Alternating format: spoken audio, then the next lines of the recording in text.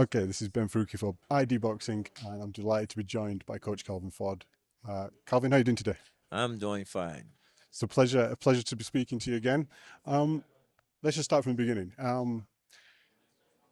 Is there more pressure on Tank in this fight? Nah, again, he's built for this. I keep telling everybody he's been doing this. We've been prepped for it. It's just now it's getting them to the others, and this is just one of the fights to get through the others. I call it the door. And this is the door to The Haney or others, who Lomachenko, other that's whoever it may be. challenging or will bring the fans out of wanting to see this particular fight. You think this is a defining fight for Tank? Well, it's a defining fight because you got two different cultures coming together in one place to root their guy on.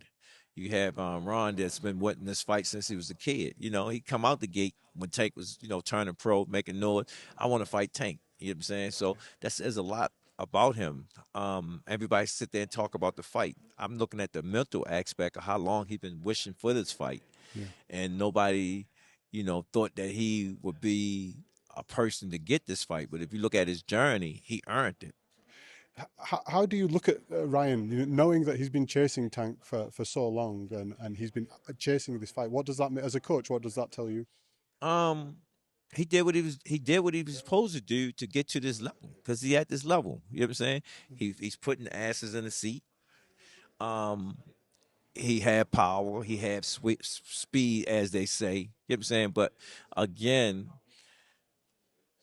style makes fight. Fighters make fights.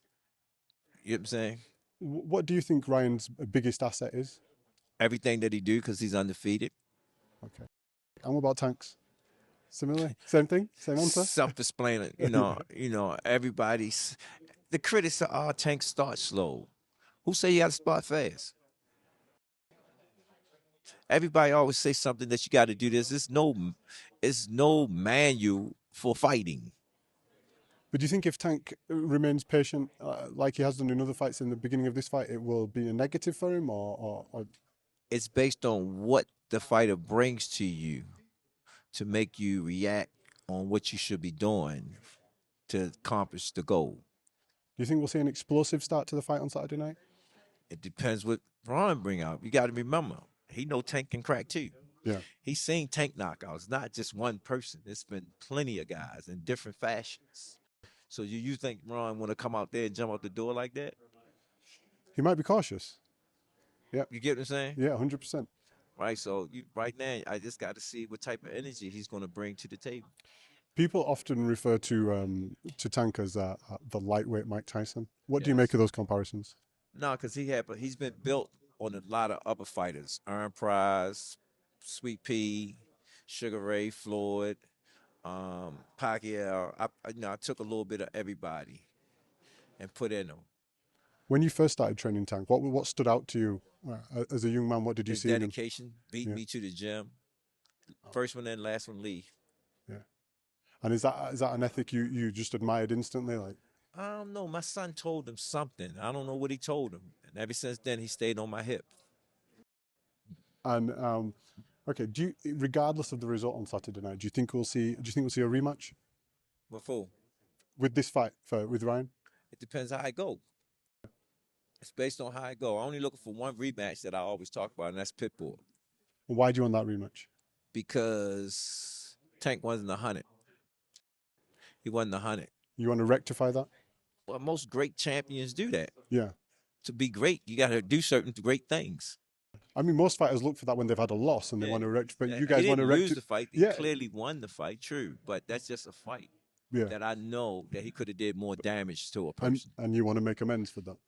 Me, it's just But what he he want wants to to do. do. Yeah. Yeah, if he come to his mind and say, Coach, you're right. I really wanted to get that fight back.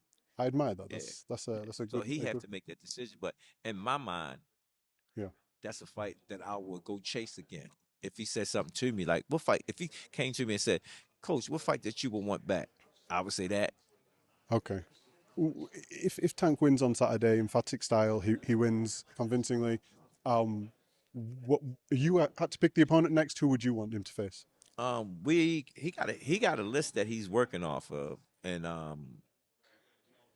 we had to wait to see what type of offer would they take the offer that he presents to them to fight him, and we're gonna put it out there. Who do you see as the, I would say stacked division, but who do you see as the, besides Shakur and Haney, who do you see as the up and coming Well, they the only talents? guys that's around. I call them before the youngins. It was the four kings. Ron was the first one. Romachenko was on the list. You had Teofimo was on the list, but he went to 140. Devin, he's on the list, and then you got Shakur. They was the ones was in that mixing pot. Yeah, Am I right or wrong? yeah, 100%. They was the ones in the mixing pot. So we had to wait and see what happens with those. You know, at the end of their fights that they got coming up, or what decisions that they want to make. I want to just talk to you now about is you're a Muslim, you're fasting, it's Ramadan. How have you found juggling Ramadan and then your coaching commitments to Tank? For some reason, I know I've been fasting for so many years, but it just seemed like, did I ever fast during a fight? And I have during the amateurs and stuff, but it just seems so different. And I'm seeing things more clear, and it's making me process myself as a person Yeah, more than what I usually do when I'm fasting. yeah, It's different. It's not the same. Like the fight, I'm not even worrying about the fight. Not because of the win or the loss. It's just I'm worrying about the mental aspect of the fight. okay. So you think you're more reflective, like You can say that. You can use that word reflective. yeah, You I, know, that periods in your life when you sit back and reflect yeah, from where you were and where you at, what you want to change. So it's basically more about me versus the fight. okay, What I meant by that is, am I going to be built for this next run? yeah, yeah, yeah. I understand that. When I think from personal experience, when you're fasting, a lot of anxieties, worries, troubles, they sort of they move to the back almost, and you They reflect. do, they do, and they don't, because it gets you more emotional into them. Yeah, You know what I'm saying? but And there's then when less you, frustration and aggression in terms of it's that anxieties that you too, might but if have. you fasting and you still working and you reading scriptures and stuff, Yeah, yeah, and things reveal to you. yeah, I found myself on the podcast talking, and the interviewer called me back and said, "Yo, you was real deep with that one." yeah, And I didn't know it until I went back and listened to it. And I said, "That was me." yeah. So That's fantastic. And how did Islam come into your life? well, it disciplined me more. Yeah, It really did discipline me, so I wouldn't transgress certain boundaries. You get what I'm saying? Because basically, people don't understand. That's why these systems are put in place, because we would get out of hand as a people.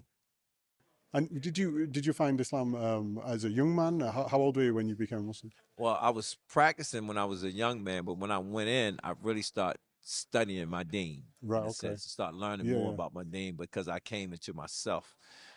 I So came into myself of knowing I am more than what I was when I was out in the streets. yeah. So in prison, you were able to reflect on Yeah. things you'd done, transgressions, and Yeah. yourself, and you Yes. had that time to sort of like Yeah. learn Yeah. about it. Yeah. I always tell people, you can't make a person a Muslim. God have to make them God. a Yeah. Muslim. Yeah. You know what I'm saying? That, So, and they don't understand that. That I always use the story of Ibrahim when he was trying to find his Lord. That's a proper example. and what does Islam bring to you as a coach? Patience. Yeah. Patience. Yeah. You know, whatever's going to happen is from good or bad. It's from your Lord. Yeah. It's from your Lord, good or bad, but learn from it. And does it help you instill any traits into any of your fighters and Well, I how? mean, if you listen to some of Tank's interview, when he get in situations, I always ask the question, what did you learn from it? You know what I'm saying? Because you're gonna go through your ups and downs. Certain things are already written before they happen. It's just how you deal with it. So what I try to get out of them, don't let it happen again, because that was your lesson.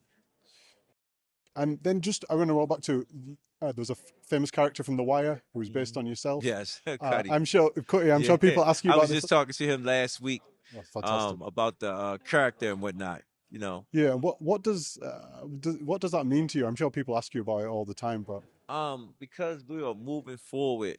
of trying to do the documentary on me and whatnot. It's just showing transitions of my life Yeah, over and over to this point of where I'm at today. And sitting there saying, I don't know what my Lord have in store for me, but I know it's bigger than what it is. You know what I'm saying? yeah, To actually tell my story to people so they can learn from it. Because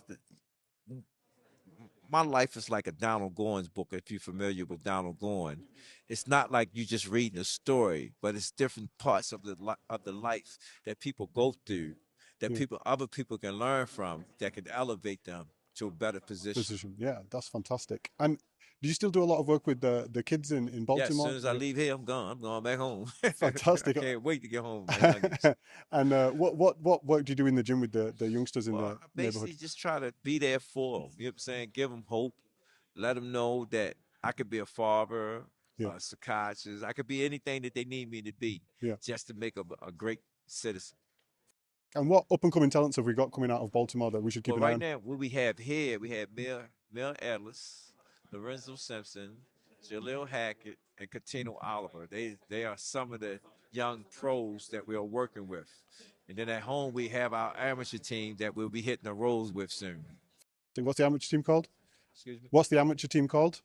We call them Ape Squad. Ape Squad. Yeah, Fantastic. That's a cool name. That's a yeah, very it cool is. name. I know it. I Yeah. know. I'll One of keep. my coaches, Steve, he came up with that name, and we just running with it now. Yeah, that's cool. That's fantastic. Well, I'll keep an eye out for them. Thank you. And finally, before I let you go, just tell me how does Saturday night end? Um, I'm waiting to see how it ends. I want to keep that thought how I would love for it to end, how I would want it to end, but I want to see it transition Yeah, yeah. and come out and see that it like we manifested. God knows. Yeah. Yes. It's been a pleasure speaking to you, Calvin, Thank you. and hope to speak to you again very soon. All right. Thank you Take care, my again. brother. Thank All you. right.